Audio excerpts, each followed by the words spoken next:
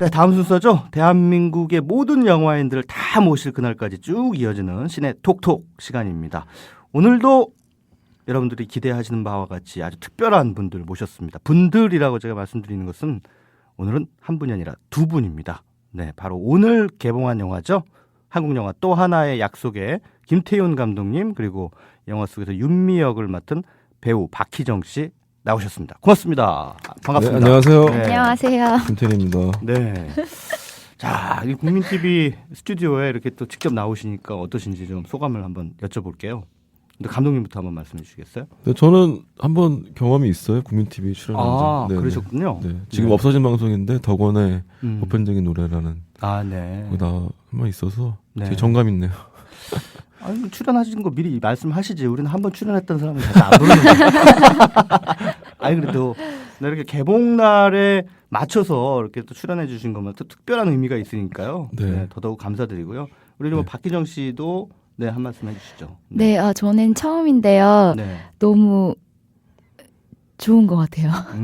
저희 좀 소박하죠. 네. 아니요, 귀여워가지고 너무 저 부스가 네네네. 네, 아까 만져봤어요. 아, 네. 그렇죠. 이 국민TV 또 이 녹음 부스라든가 생방 부스가 또 여기저기 보면은 우리 조합원님께서 직접 만들어주신 녹음실도 있고요. 그렇군요. 네, 네, 저도 상당히 그랬어요. 네, 귀엽습니다. 네. 네, 아주 뭐 공중파 방송만큼 멋지지는 않습니다만은 네, 소박하면서도 귀여운 그런 정감이 있는 곳인데요.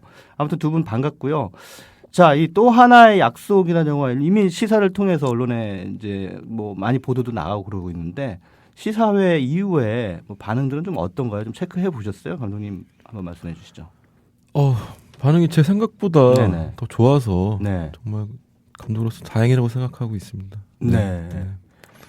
희정 씨는 네, 저도 네. 깜짝 놀랄 만큼 반응이 너무 좋아서 하루하루 너무 행복한 시간을 보내고 있습니다. 네. 반응이 이제 저도 뭐 이 영화 또 하나의 약속에 대해서 아주 극찬을 제 나름대로 가지고 있는 SNS를 통해서 했는데 제가 그 영화계의 펠레라고 주로 그러죠. 펠레의 저주 아시죠? 제가 좋다고 하면 다 이상하게 영화가 안 되는 거예요. 흥행이. 네, 싫다고 해주세요. 저는 기억에 남는 게 네네. 제가 첫 영화가 이렇게 뭐 비평도 안 좋았고 네. 흥행도 안 됐는데 네. 칭찬해 주셨던 기억이 납니다. 아, 거의, 제가요? 거의 유일하게. 제가 어떤 영화였죠? 잔혹한 출근이라고요. 아, 네. 거의 잔혹한 유일하게 출근. 칭찬해 주셨던 분이셨어요. 그래서 아, 예. 제가 좀 이 영화계의 그 B급 비주류로 많이들 영화 평론계의 비주류, B급 이래가지고 먹고 사는 데는 조금 지장은 있습니다. 저도 좀 우아한 그런 평론을 좀 하고 싶은데. 펠레의 저주도 언젠간 깨지겠죠. 뭐. 예, 예. 참 잘 됐으면 좋겠습니다. 자, 어쨌든 그 또 하나의 약속이라는 영화에 대해서 우리가 뭐 본격적으로 얘기를 나누기 전에 영화 예고편이 있습니다. 항상 우리가 게스트 모실 때 예고편을 보지 않고 듣는 예, 그런 시간을 갖는데요. 이번에도 예외는 아닙니다. 또 하나의 약속 예고편을 살짝 들어보시고 들어와서 얘기 나누시죠. 나한테는 딸이 하나 있어요. 아빠 고생한다고 돈 벌러 간 착한 딸이에요. 그 딸이 큰 병을 얻었는데 회사에서는 책임이 없대요. 소견서 좀 받으려고 왔는데요. 자다가 허리 아프면 침대 회사 잘못이에요? 기자에게 내버립시다. 방송 내부장이 무슨 일이 있습니까? 제 말 좀 들어주세요. 아무도 안 도와줘요. 이게 팩트라면 엄청난 문제예요. 나라에서 잘못 판단했으니까 법원에 이를 시정해달라고 요청하는 재판이죠. 피해자들이 독성 물질에 지속적으로 노출됐다는 증거입니다. 유해 물질은 검출되지 않았거나 또 정확한 판단을 위해서는 역학조사를 실시해야 합니다. 회사에는 그럴 의무가 없습니다. 도대체 뭐가 공정한 겁니까? 제보자를 찾습니다. 미안하다. 아빠는 여기까지인가. 3억 5천 드리겠습니다. 저는 그냥 돈이야. 가장 노릇하실 기회입니다. 증인 찾으시죠. 그건 즉 증인 어떻게 됐어요? 죄송합니다. 연락이 두절됐습니다. 지금 이 상태로 가면 절대로 못 이깁니다. 오늘 마지막으로 본고 측에게 발언 기회를 드리겠습니다. 저는 무식하고 못 배워서 이 재판장에서 무슨 말을 해야 하는 건지 잘 모르겠어요. 근데요, 우린 안 져요. 나는 우리 딸 아빠니까.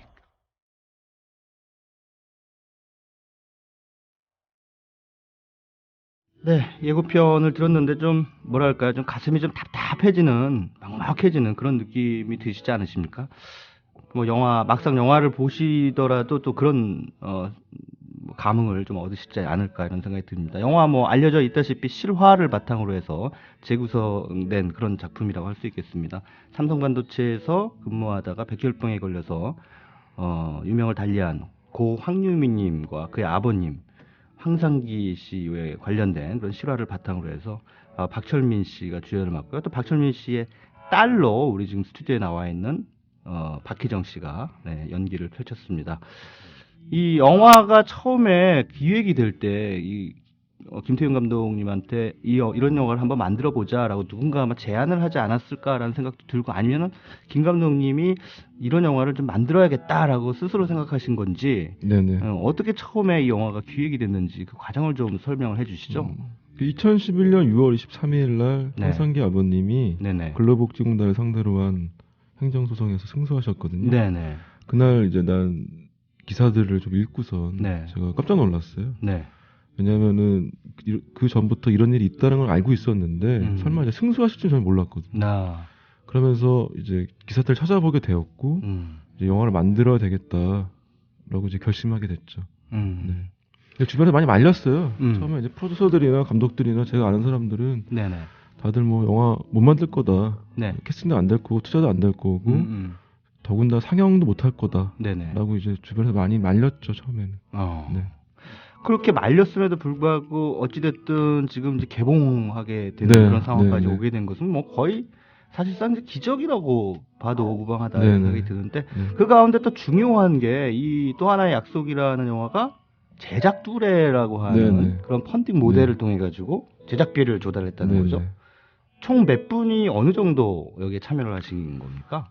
그 제작 두레랑 이제 개인 투자가 좀 나뉘는데요. 네네. 제작 두레가 3억 조금 넘는 돈이 이제 8,000명 정도 되는 시민들이 5만 원, 10만 원, 2만 원 이렇게 모아주셨고요. 나머지 한 6억 정도를 이제 개인 투자자분들이 해주셨고요. 네네. 그렇게 모집을 해서 이제 영화가 만들어졌습니다. 아, 그렇군요. 네. 참 굉장히 감동적이시겠어요. 그런 돈들이 이렇게 모였을 때 감독 입장에서는. 정말 말도 못하게 감사드릴 일이었죠. 네. 그러니까 저희가 돈을 다 마련하고 영화 찍은 게 아니고 네. 영화 일단 들어가고 나서 그 찍는 도중에 이제 돈들을 또 많이 모집을 했거든요. 네. 그래서 이제 매 순간순간 굉장히 불안했어요. 다음 회차 나갈 돈이 없다. 프로듀서들이 그런 경우도 굉장히 많았고, 근데 네. 그때마다 기적적으로 500만 원 투자가 들어왔어요. 뭐 이렇게 프로듀서들이 기뻐하기도 하고 그런 일이 한두 번이 아니었어요. 대부분의 영화들은 이미 그 투자가 결정이 된 뒤에, 그렇죠. 네. 그 다음에 이제 제작이 들어가는데, 영화는 제작하다가 돈 들어오면 또 들어가고, 네, 네. 돈 들어오면 또 들어가고. 네. 그러면은 그 촬영이 중간에 뭐 중단된 그런 경우는 없었습니까? 이게 네. 기적적이었던 게 그런 적은 한 번도 없었어요. 그러니까 뭐 촬영 내일 접을까 말까, 갈 수 있을까 없을까를 고민하고 있는데 뭐 그날 당일날 아침에 뭐 어떤 분이 오셔가지고 500만 원을 투자하기로 했습니다. 갑시다라고 하는 경우, 뭐 세트가 들어가야 되는데 세트 일정 다 나와 있는데 세트 지을 돈은 없고 그랬는데 네. 갑자기 뭐 대기업 다니는 제약회사 과장, 뭐 대리 이런 분이 오셔가지고 두 분이 와서 네네. 저희가 7천만 원 정도 투자하겠습니다. 뭐 이렇게 해서 이제 영화가 만들어지게 된 거죠. 그런 고비들 넘어가면서. 예. 네네. 그러니까 우리가 살면서 참 세상 인심 빡빡하고 좀 거칠다 이런 생각을 네네. 하지만은, 그런 현상을 보면서 그래도 이 세상에 희망이 있구나, 네. 그런 선량한 분들이 계시구나라고 네네. 하는 걸 통해 가지고 우리가 좀 뭔가 좀 살맛이 나는 네. 그런 측면이 좀 있는 것 같습니다. 사실 이 국민 TV도 어떻게 보면 또 하나의 약속하고 좀 비슷한 그렇죠. 모델을 할 수 있겠죠. 네. 2만여 명이 넘는 조합원분들이 네. 출자를 해서 지금 운영이 되고 있는 상황이니까, 또 하나의 약속과 국민 TV는 만날 수밖에 없는. 그렇죠. 조합원 분들 그런 운명이군요. 중에도 개인 네. 투자분 계시고요. 그러시군요. 조합원 중에서도 네. 그다음에 제작들 해주신 분들도 꽤 계시고. 네. 네. 지금 뭐 김태균 감독님하고 우리 박희정 씨 나와서 지금 방송하는 거 많은 또 조합원분들이 들고 계실 텐데, 굉장히 반가워하실 거라고 저는 믿어 의심치 않습니다. 또 노정면 앵커님도 네. 또 출연하셨고. 아, 노정면 앵커가 네, 저도 영화 봤는데 잠깐 나오시더라고요. 네네네. 연기력은 뭐 평론가 입장에서 봤을 때는 뭐 그다지 높은 점수를 주기는 힘들지 않을까. 뉴스 앵커가 뭐. 뉴스 앵커 역할을 했는데 네네. 연기력이 별로 그 양반은 뉴스 앵커도 좀 연기가 별로요. 농담이고요. 자, 우리 박기정 씨께 여쭤볼게요. 네. 아까 우리 감독님이 이 영화가 이거 캐스팅이 되겠는가, 투자가 되겠는가, 뭐 등등의 많은 걱정을 안고 영화를 시작하셨다고 말씀하셨는데 처음에 어떻든 이제 의뢰를 받으셨을 거 아니에요. 이 영화에 출연을 해주실 수 있겠느냐라고. 예. 했을 때.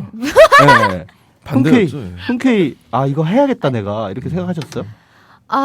못할 게 없다고 생각했어요. 전 전혀 뭐 음. 그런 거에 대해서 이제 선배님이 이제 소개를 시켜줘서 오디션을 보게 됐는데 네. 오디션을 거쳐서 합격이 됐을 때도 시나리오를 읽었을 때도 그랬고 합격이 됐을 때도 못할 게 뭐, 그러니까 그런 생각을 전혀 안 했던 것 같아요. 근데 이제 네. 찍는다고 하니까 옆에 사람들이 야 근데 네가 아무리 가릴 게 없는 신인이라지만 괜찮겠냐.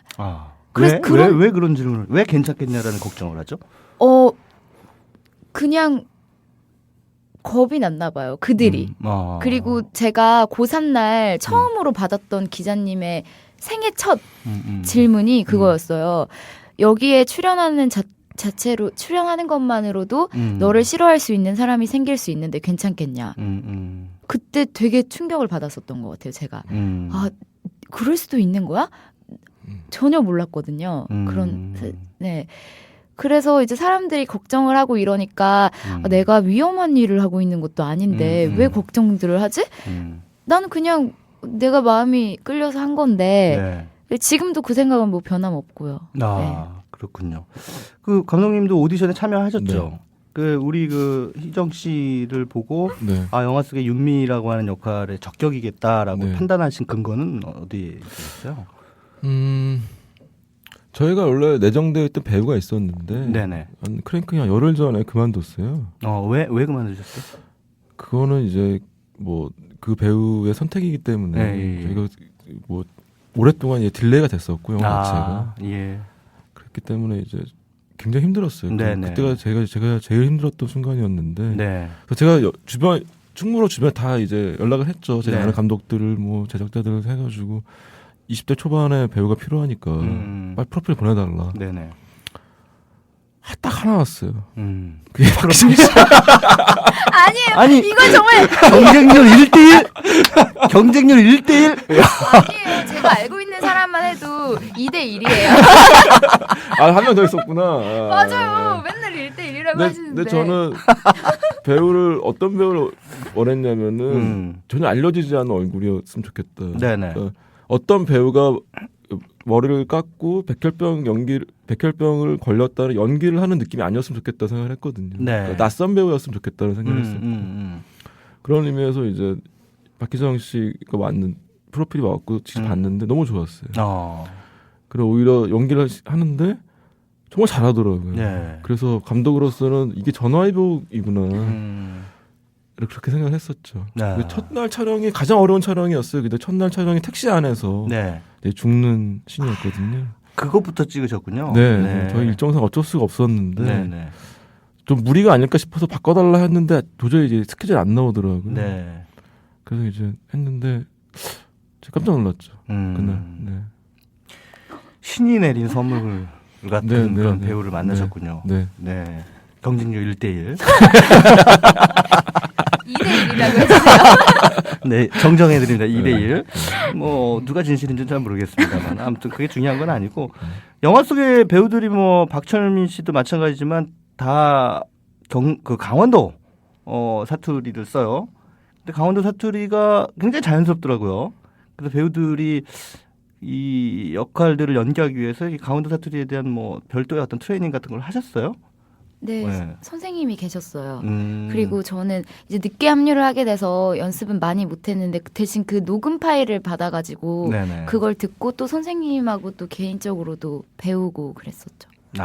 네. 그러셨군요. 그래서 그런지 영화 속에서 강원도 사투리가 굉장히 정말 리얼하게 그렇게 자연스럽게 들리더라고요. 급속 과외를 했죠. 박희정 배우 같은 경우는 네네. 일주일 속성 단기 마스터 과정을 거쳐가지고. 그리고 사실 대사가 별로 없어요. 제가 네, 대사는 딱히 어려운 일이 없어서. 아니 근데 대사량이 많은 게 중요한 게 아니라 그 어떻게든 그 영화 속에서 실제 인물이 또 돌아가신 분이고 하니까는 사실 심리적인 부담감은 굉장히 크지 않았을까 이런 생각이 들거든요. 예, 어떠셨어요? 저는 유미 씨를 알고 계신 분들에 대한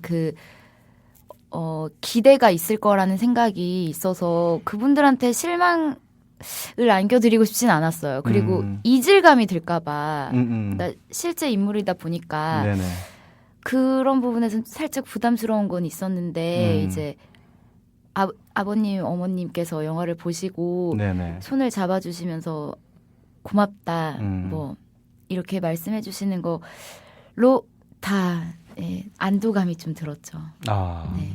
영화를 촬영하시면서 우리 고 황유미님의 그 아버지 어머님을 실제로 만나 뵙고 또 얘기도 나누시고 그러셨어요?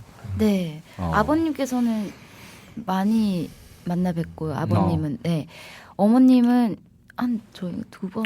그때 이제 쫑파티 날이었는데 저희가 속초에서 마지막 촬영을 하고 쫑파티 때 이제 아버님하고 어머님이 오셨어요. 네네.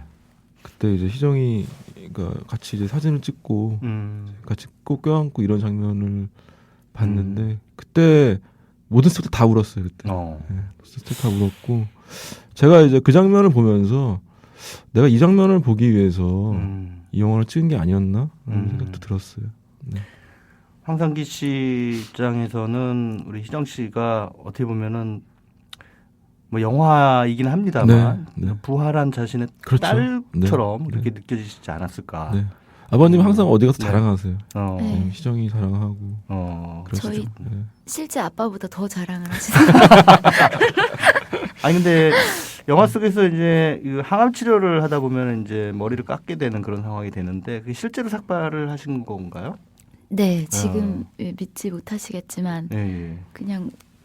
영화 촬영 기간이 그러니까 작년이었죠? 작년에 촬영이 됐었죠? 작년 상반기에. 그리고 삭발한 상태에서 한 6개월 정도 지났는데 그 사이에 그렇게 머리가 많이 자랍니까? 좀 많이 자라셨네? 네, 심지어 이게 4번이나 다듬은 상태였어요. 그래요? 네, 저는 예전부터 머리가 좀 일찍 머리카락이 빨리 자라기도 했고 또 워낙 없었다 보니까 그렇게 보이기도 하고 상대적으로. 근데 이렇게 직접 스튜디오에서 뵈니까 역시 배우는 배우다라는 생각이 들어요.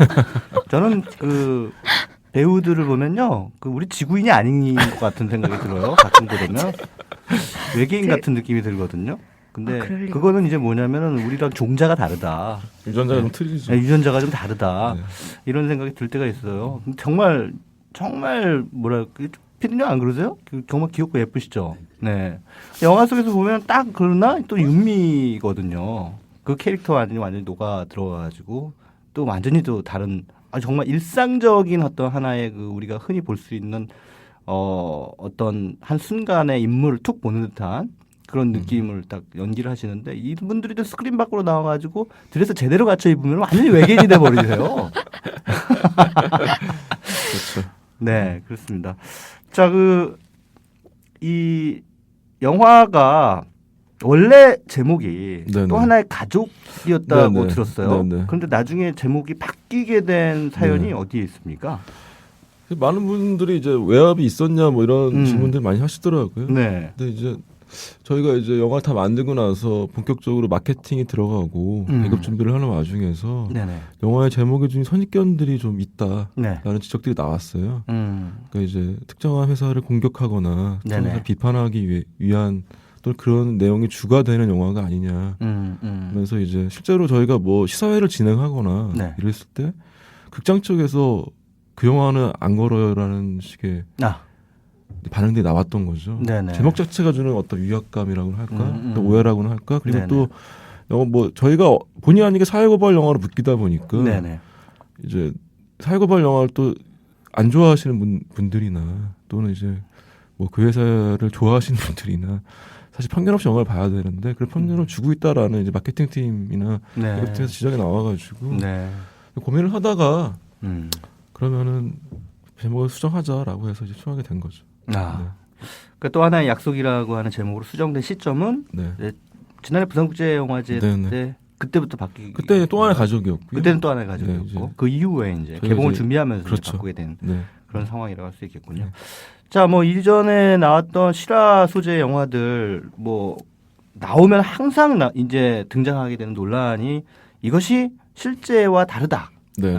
영화적인 허구가 들어가 있어서 뭔가를 왜곡했다라고 네. 네. 하는 또 반론들이 제기가 되거든요. 네. 그래서 그렇지만 이제 저는 그런 경우에는 항상 영화는 원래가 허구적인 그렇죠. 장치가 네. 가미되는 네, 것이다라고 맞습니다. 하는 네. 이 무식한 자들아 이러면서 얘기를 하는데 그럼에도 불구하고 영화를 뉴스하고 헷갈리시는 분들이 계세요. 굉장히 많으신 예, 것 같아요. 한국 사회 특히나 또 좀 높으신 양반들 네. 가운데 그런 분들이 네. 많아요. 이게 네. 또 사람들을 현혹시켜서 네, 네, 어? 네.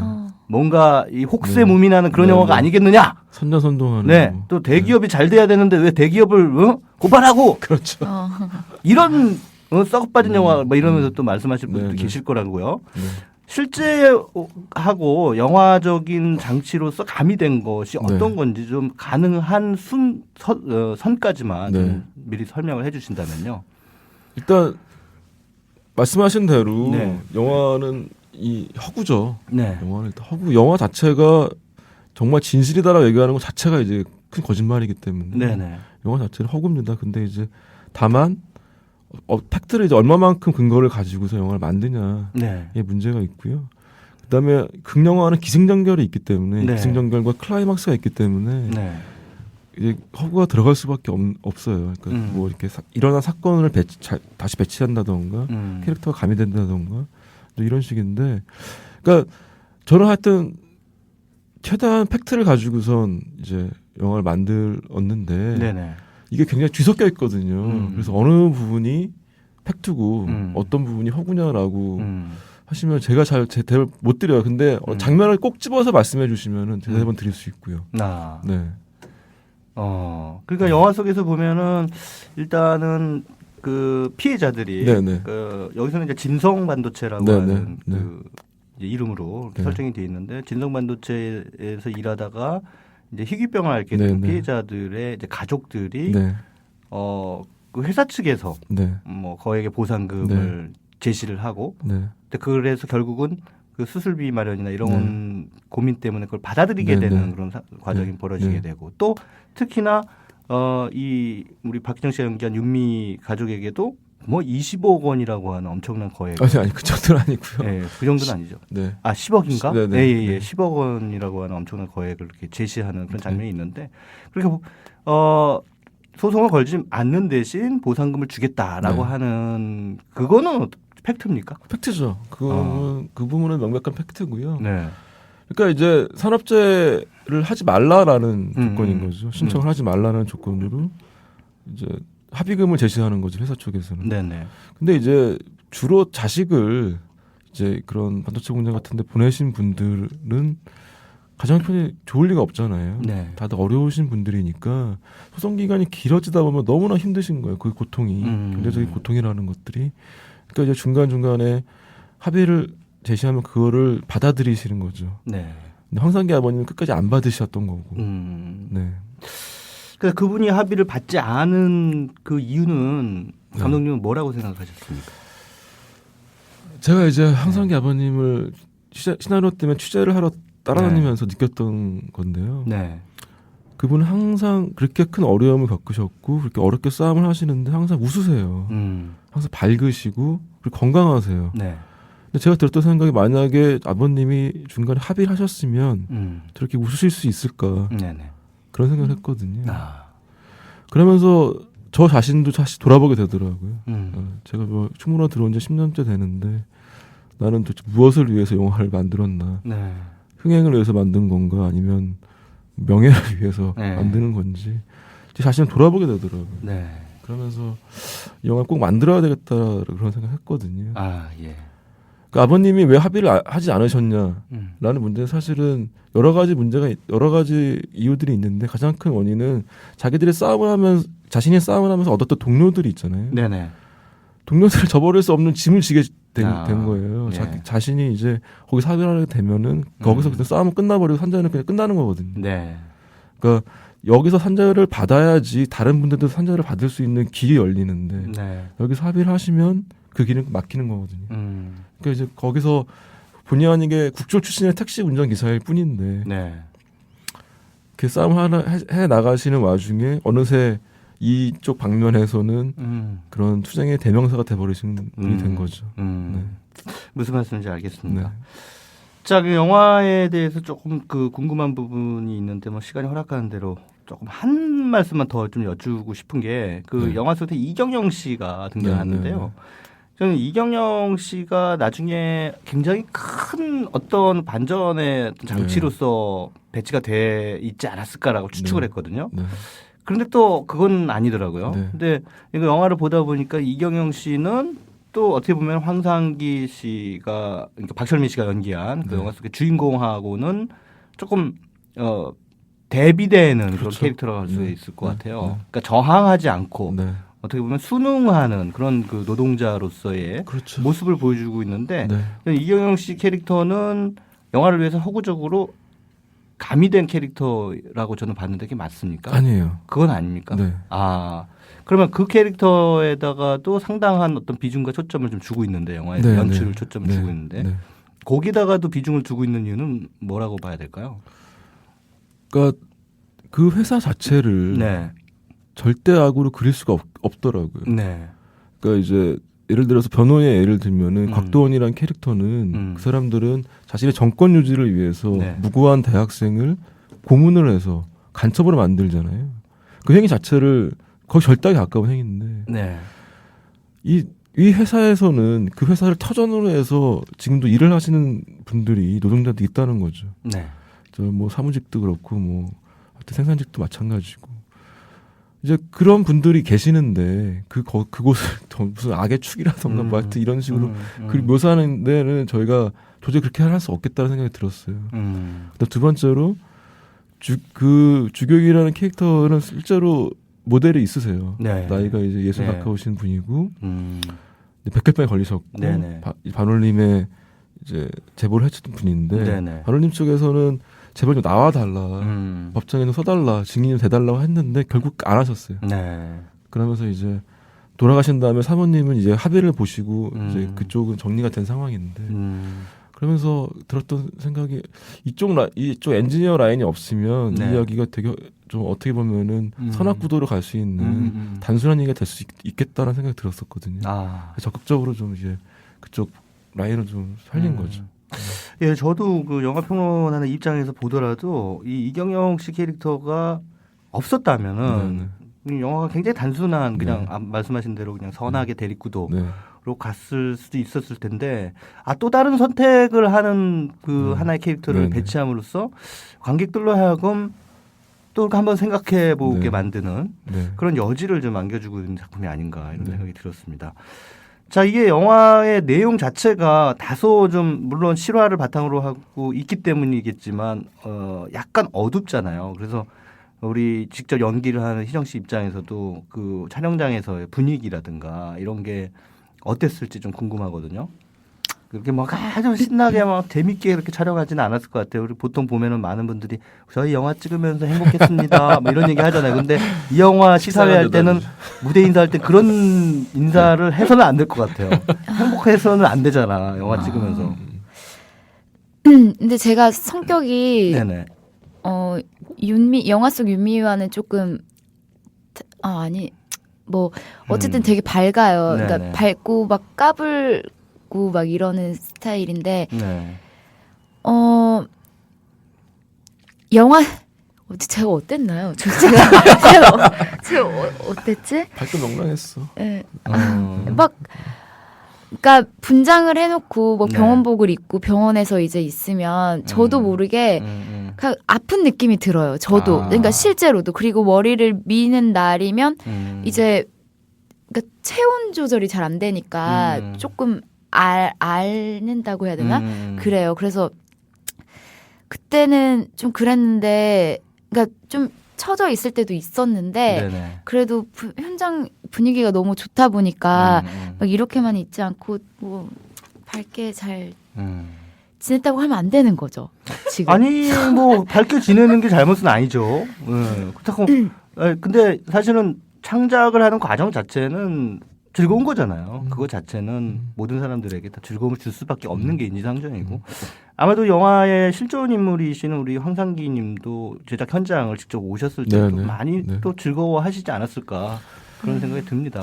그렇죠. 네. 제가 이제 영화를 만들면서 가장 첫 관객이 되셔야 될 분들이 이제 뭐 황상기 아버님, 어머님, 그다음에 다른 유가족분들, 노무사님 이런 분들이었거든요. 저희가 이제 부산영화제 때 첫 상영을 했었는데 그때도 오셨어요, 부산까지. 보시고 나서 이제 너무 좋아하셨죠.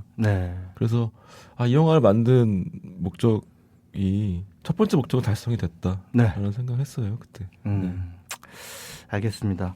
자, 뭐 더 재미있고 흥미로운 얘기가 계속 진행이 되면 참 좋겠는데 아쉽게도 우리한테 허락된 시간이 이제 거의 끝나가는 상황입니다. 그래서 감독님하고 우리 희정 씨가 관객분들에게 뭐 이 영화를 앞으로 이제 보시게 될 관객분들에게 자 이런 포인트에서 좀 영화를 봐주십시오. 이 영화는 이렇게 좀 보시면 좋을 것 같습니다라고 하는 어떤 당부 말씀이랄까요? 이런 것들 있으시면 좀 한 말씀씩 해주시죠.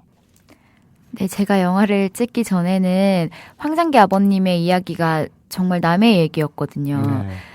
그러니까 저도 스치듯 들은 적이 있었지만 그냥 흘려 들었던 이야기들인데 이 영화에 참여하게 되면서 남의 얘기가 아니라 이제 우리의 얘기가 됐고 또 누구에게나 있을 수 있는 일들이잖아요.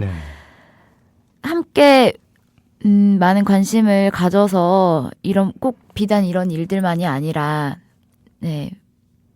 많은 관심 부탁드립니다. 정말 편견 없이 너무 따뜻한 가족 영화니까 꼭 봐주셨으면 좋겠어요. 네, 알겠습니다. 감독님도 한 말씀 해주시죠. 네, 뭐 제가 이런 영화를 만들었지만 요즘에 드는 생각은 내가 왜 이런 영화를 만들었을까라고 반문했을 때 저희 영화에 이제 제작들을 해주신 분들, 개인 투자해주신 분들, 우리 이 영화를 좋아하시는 분들 같은 뜻인 것 같아요.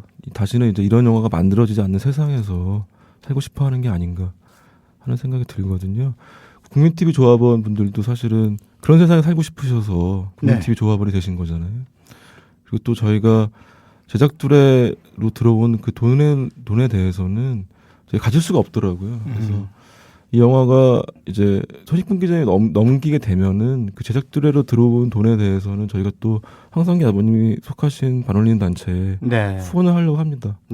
그래서 이제 많이 봐주시는 만큼 저희가 또 많이 또 후원을 할 수 있게 되거든요. 그러니까 조합원 분들 부탁드리겠습니다. 알겠습니다. 최광의 영화식기 청취자분들은 또 고품격 청취자분들이고 또 그냥 품격만 높은 게 아니라 또 행동하는 청취자분들이기 때문에 이 영화 또 하나의 약속을 꼭 보시리라 믿어 의심치 않습니다. 보시고요. 인증샷 찍으셔가지고 게시판에 올려주시면은 제가 감사 인사 말씀 드리겠습니다. 딴 건 없습니다. 감사 인사 말씀. 감사 인사. 인증샷 꼭 좀 올려주시기 바라겠습니다. 자, 영화가 참 할 일이 많은 세상입니다. 언론이 그 역할을 해줘야 되는데 언론이 제 역할을 못하기 때문에 뭐 잘 아시다시피 한국의 도가니도 그렇고 변호인도 그렇고 최근에 집으로 가는 길 또 이 영화 또 하나의 약속까지 우리 사회에 뭔가 모순과 부조리를 이렇게 고발하고 또 거기에 대한 의식을 환기시키는 그런 영화들이 계속해서 나오고 있는 것 같습니다. 감독님 말씀대로 이런 영화가 더 이상 만들어지지 않는 그런 세상을 위해서는 우리 모두 이 영화를 봅시다. 자, 오늘 또 하나의 약속에 김태윤 감독님 그리고 박희정 배우님 두 분 모시고 유쾌한 시네톡톡, 유쾌하지만 의미 있는 시네톡톡 나눠봤습니다. 오늘 두 분 나오셔서 감사드립니다. 네, 감사합니다. 감사합니다. 눈부시던 나의 날은 이제 안녕 보이지도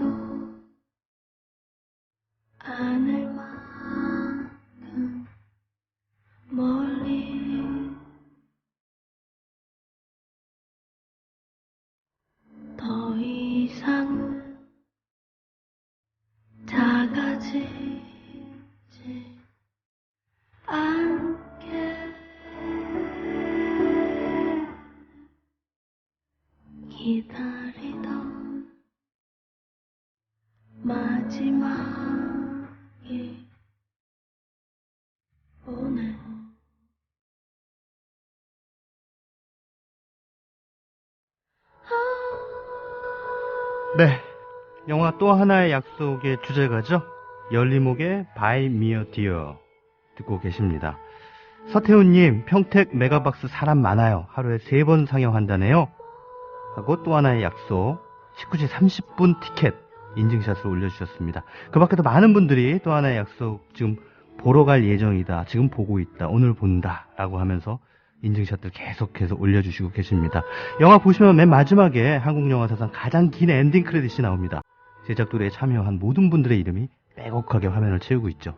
그것 자체가 또 하나의 드라마입니다. 영화의 흥행에도 여러분이 또 하나의 드라마를 만들어 주실 것이라고 믿어 의심치 않습니다. 자, 최광의 영화 시익인 이번 주 준비한 순서는 여기까지입니다. 1시간 동안 여러분의 귀에 틀어드렸던 영화 영사기를 끄겠습니다. 다음 이 시간까지 즐감하십시오.